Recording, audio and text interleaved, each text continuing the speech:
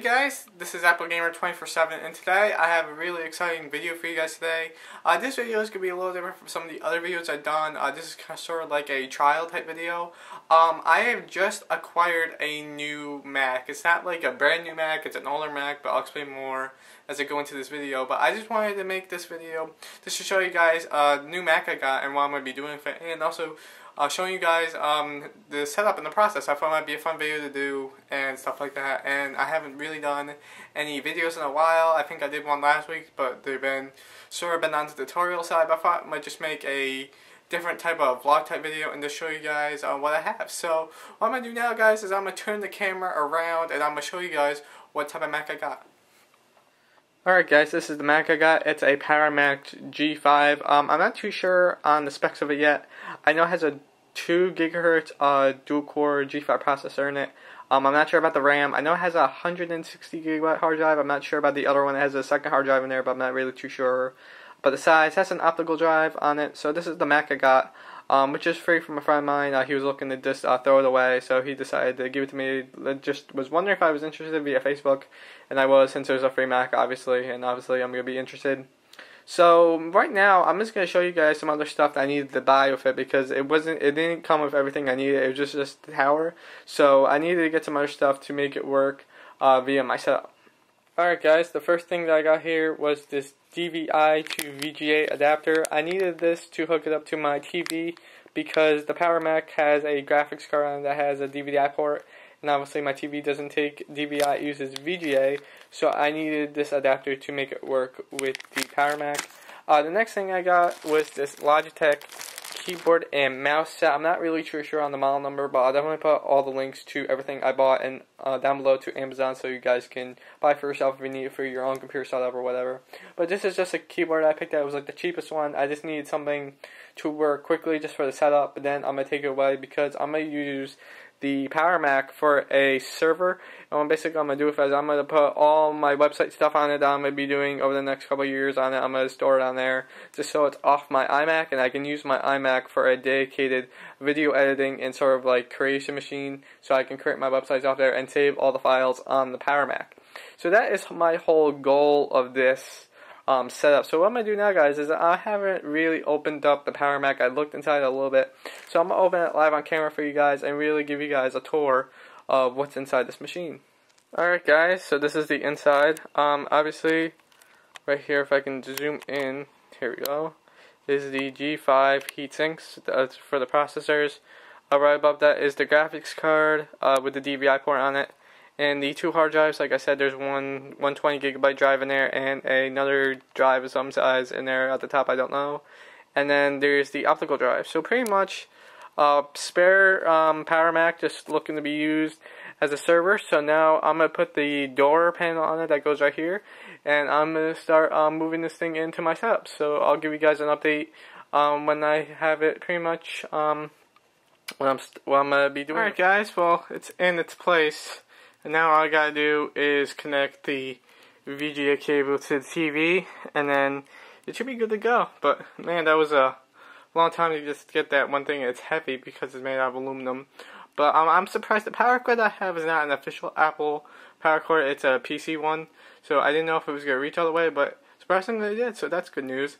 So right now I'm gonna connect the video cable, and then we're gonna start installing OS X. Well guys, it's on and it works. Here it is right here. I'll boot it up.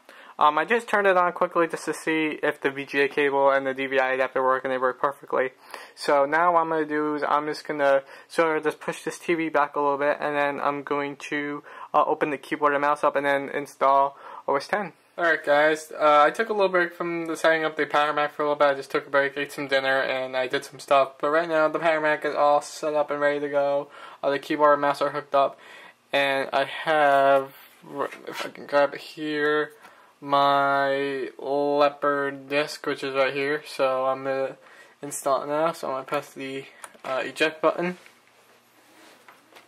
And I'm going to stick this in the PowerMac.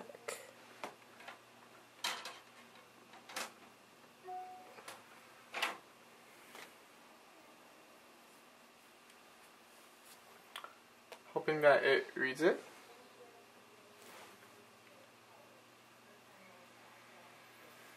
Hear it spinning.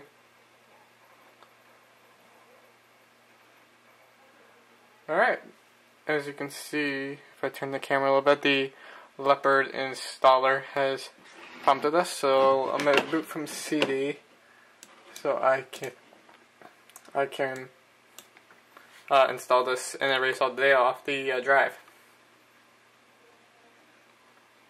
So in case you guys don't know how to do that, you just press the C key, or hold down the C key as you're booting.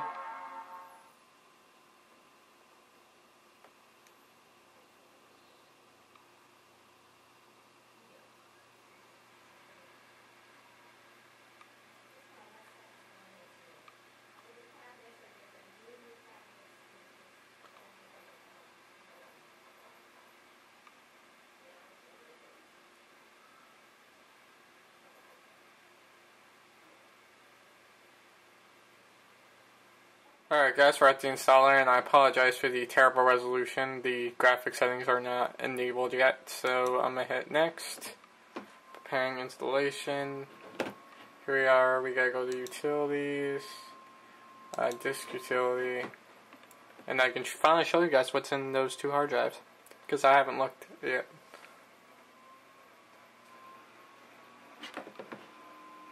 Alright, here's disk utility. Okay, so it looks like we got a 600, maybe a 600, 700 gigabyte hard drive in there. That's pretty sweet. And we also got a 150 gigabyte in there, which is pretty nice as well. So what I'm going to do is I'm going to format and install this 640 gigabyte and call it my boot drive. So I'm going to call this, since this is going to be a server, I'm going to just call this Macintosh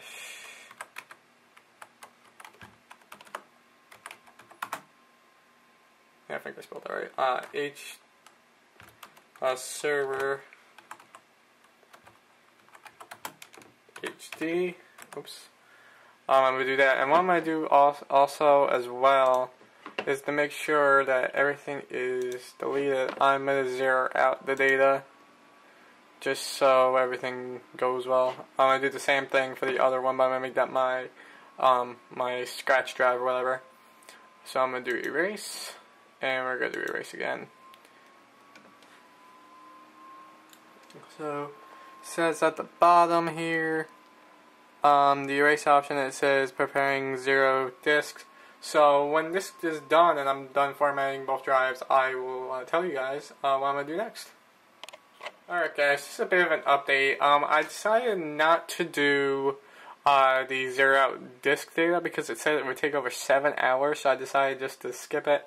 So I'm not really too worried about that. I just did that as my own thing, but I guess it doesn't have to happen now since it's going to take that much time. So I'm going to do the same thing to this Macintosh HD. I just want to make sure I'm on the right drive. There we go. And I'm just going to call this,